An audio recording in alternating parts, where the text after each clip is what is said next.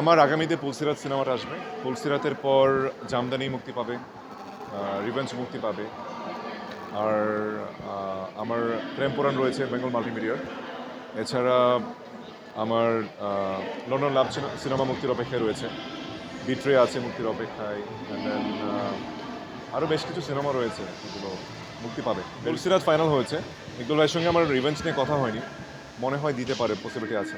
তবে পুলসিরাত এখনও ফাইনাল, আমাদের প্রিপারেশন নিচ্ছে আর কি। খুব দ্রুত আমরা পুলসিরাতের প্রচারণায় নামবো। এরপরে দর্শক তো বেশ ভালো রেসপন্স দিল। আমি আসলে একটু ব্যক্তিগত বিষয় নিয়ে খুব বেশি স্ট্রেসে ছিলাম, বা পরিবারকে সময় দিয়েছি।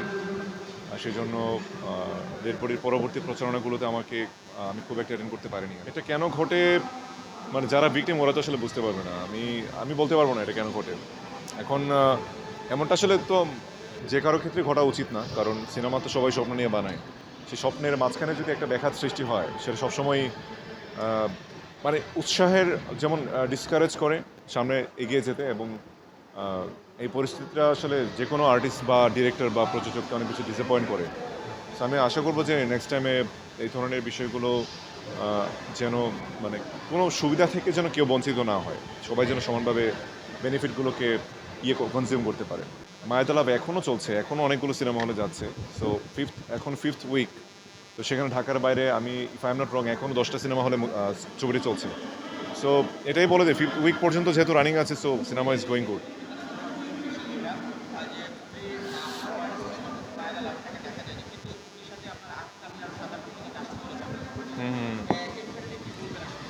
এটা বুবলি এখন কেন প্রচারণায় আসেনি সেটা আসলে আমি বলতে পারবো না, কারণ এটা একান্তই তার ব্যক্তিগত ইস্যু। কারণ আমি জানি না আসলে পরিচালক বা প্রযোজকের সঙ্গে কোনো বিষয় নিয়ে মনমালিন্যতা হয়েছে কিনা। সেটা সিনেমাতে খুব নর্মাল, সো এটা হতেই পারে। বিষয়টা এমন নয় যে কোয়ালিটি ইস্যু নিয়ে কোনো প্রশ্ন রয়েছে। এটা আমার মনে হয় বুবলিকে পেলে প্রশ্নটা ওকেই করেন, এটাই ভালো হয়। মায়া টু প্রবলি মনে হয় না, প্রবলি নয়। আমার মনে হয়েছে, কারণ আমি বুবলি অ্যাগ্রি করি নাই টু করার ইস্যুতে। সো এখনও পরিচালকদের সঙ্গে ফাইনাল কোনো ডিসিশন দেয় নাই। সো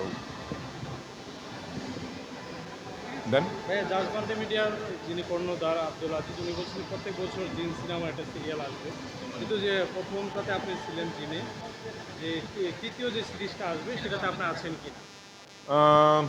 আজিজ ভাই বলেছিল, এবং একদিনের শুটিংও হয়েছে। তো ওটাতে আসলে মানে ওই থার্ড যেটার কথা বলা হয়েছে, ওটাতে একদম মানে এ টু জেড আমাকে লিড কাস্টিং রেখেই করা হয়েছে। এখন গত 2 বছর ধরে এটা নিয়ে কোনো আলোচনা নেই। এখন আজিজ ভাই এটা নিয়ে কী ভাবছে সেটা আমি জানি না, আমার সঙ্গে কথা হয়নি মাঝখানে। Thank you. আসলে তো দেখবেনই।